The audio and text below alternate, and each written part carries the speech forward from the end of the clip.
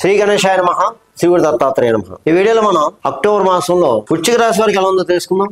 వృశ్చిక రాశి విశాఖ 4వ పాదం, అలాగే అనురాధ 1, 2, 3, 4 పాదాలు, జ్యేష్ఠ 1, 2, 3, 4 పాదాలు వృశ్చిక రాశిలోకి వస్తాయమ్మా.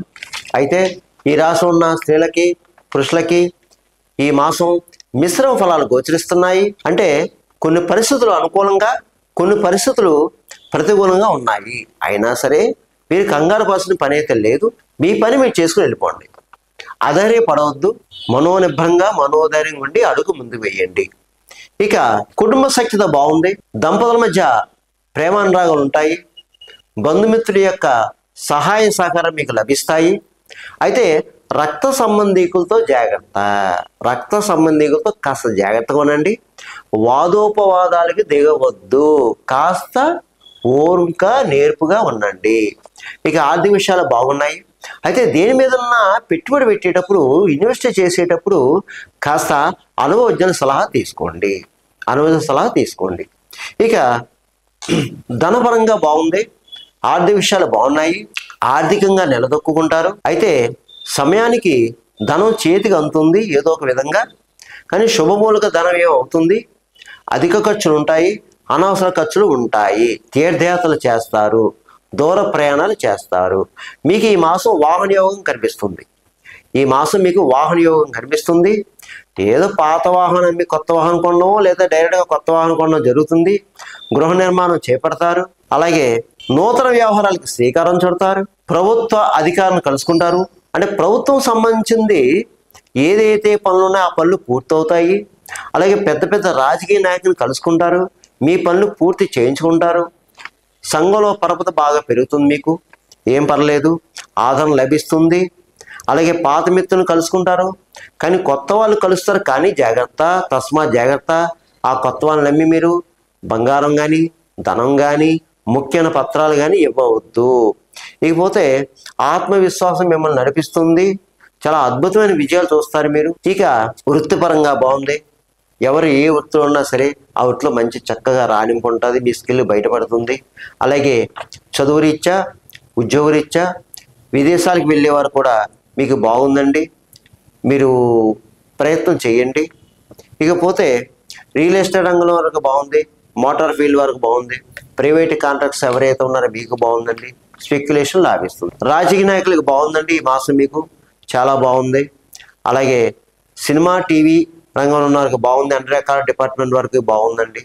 అలాగే అన్ని రకాల వ్యాపారస్తులకు బాగుంది. జాయింట్ వ్యాపారస్తులకు బాగుంది. ప్రభుత్వ పరంగా, ప్రైవేట్ పరంగా ఉన్న ఉద్యోగస్తులు కూడా బాగుందండి. మీకు పై అధికారుల ప్రశంసలు పొందుతారు. కానీ స్థల మార్పు కనిపిస్తుంది మీకు. అయినా కంగారు పడాల్సిన పని అయితే లేదు, రాదు. ఇక చదువుకునే విద్యార్థులు ఎవరైతే ఉన్నారో మీకు బాగుందండి. చక్కగా చదువుతారు. అలాగే చక్కగా చదవాలి కూడా. ఇతర వ్యాపకాల మీద దృష్టి పెట్టవద్దు, చక్కగా చదవండి. ఇక వివాహం కాని అమ్మాయిల అబ్బాయిలు కూడా చక్కగా మీరు వివాహ ప్రయత్నాలు చేసుకోండి. ఇకపోతే ఈ యొక్క రాశి ఫలాలు, గోచార ఫలితాలు నేను చెప్పేవి కేవలం మీకు 60% మాత్రమే పనిచేస్తుంది. మిగతా 40% కూడా మీ జన్మ జాతకం మీద ఆధారపడుతుంది. జన్మ జాతకం, జన్మ లగ్నం, లగ్నంతో ఉన్న గ్రహాల యొక్క పరిస్థితి, జరిగే దశ అంతర్దశను బట్టి ఉంటుంది.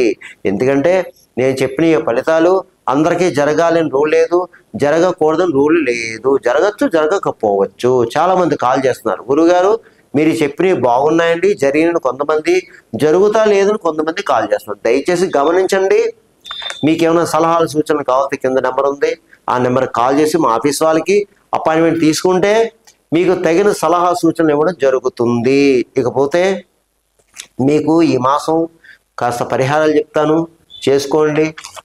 ముఖ్యంగా మంగళవారం రోజున మీరు ఏదో ఒక మంగళవారం రోజున 1 కిలోంపావు కందులు ఎర్రటి వస్త్రం మూట కట్టి అయ్యగారికి దానం చేయండి.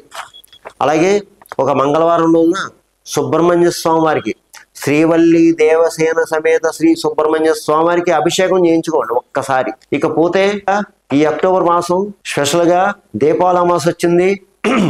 లక్ష్మీదేవి పూజ చేసుకోండి. లక్ష్మీదేవి దేవాలయాలు దర్శించుకోండి. అలాగే మరుసటి నుంచే కార్తీక మాసం ప్రారంభం. ఈ యొక్క అన్ని మాసాల్లోకెల్లా కార్తీక మాసం చాలా విశిష్టమైంది. శివకేశవులకి ఇద్దరికి కూడా చాలా ప్రీతికరమైన మాసము. చక్కగా శివాలయంలో స్వామివారికి అభిషేకాలు, పంచామృత స్నాన అభిషేకాలు, అన్ని రకాల పలరసంతో అభిషేకం చేయించండి. శక్తి లేని వారు ఒక చెంబు నీళ్లు పోసినా సరిపోతుంది, ఆయన సంతోషపడతాడు. అలాగే విష్ణాలయం దర్శించుకోండి. శివాలయంలో కానీ విష్ణాలయంలో కానీ శాలిగ్రామ దానం చేయండి. ముఖ్యంగా పితృదేవతలు ఉన్నవారు తప్పకుండా పితృకార్యాలు చేయండి, పిండ ప్రదానాలు చేయండి, తెల్ల తర్పణాలు వదలండి. కార్తీక మాసంలో వాళ్ళు సంతోషిస్తారు పితృదేవతలు. మన ఎన్ని పూజలు, పురస్కారాలు, నోలు, వ్రతాలు, యజ్ఞోమాలు చేసినా పితృదేవతల శాపం, దోషం ఉంటే ఏ పని ముందుకు సాగదు. దయచేసి పితృదేవతల్ని ప్రసన్నం చేసుకోండి. మూగజీవులకు ఆహారం పెట్టండి. ఫిజికల్ హ్యాండిక్రాఫ్ట్స్ భిక్షగాల్ని ఆదుకోండి, ఆహారం పెట్టండి. ఇకపోతే మీకు వీలైతే సత్యనారాయణ వ్రతం చేయించుకోండి. ఈ మాసం మీరు ఇంట్లో కానీ దేవాలయంలో కానీ మీకు అంతా మంచి జరుగుతుంది. ఈ మాసం మీకు అందరికీ శుభం జరుగుతుంది. సర్వేజన సుగుణో భవంతు, శుభో భవతు, స్వస్తి.